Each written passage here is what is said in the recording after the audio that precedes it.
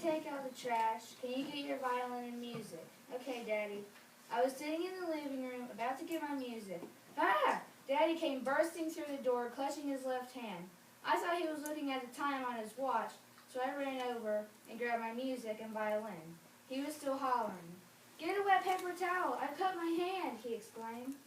He dashed over to the sink with me, and I wet a paper towel and gave it to him. He was standing over the sink, applying pressure to his wrist, and he asked, Can you call 911? And at that time, I just turned 10, and I was afraid they would think I was a prank caller. What's your father's name? The operator had asked.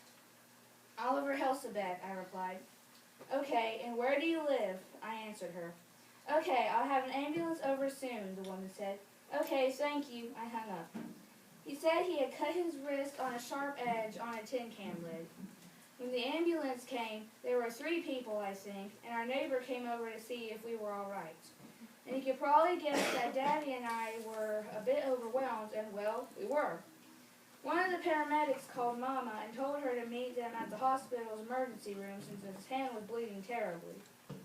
When Daddy and one of the 3 people walked into the ambulance, another one of the workers was a guy we knew, and he said he would take the crime scene evidence to the dump since we live close by. I was pretty nervous for Daddy, probably more nervous than him or Mama. But I knew it was just a cut and it would be a scar soon. Whenever they left, I had to go to our neighbor's house for the rest of the day, but I was okay with that. He told me it was just a cut and Daddy would be all right. That made me feel a bit less worried. Mama and Daddy came back that night and he had a bandage around his wrist.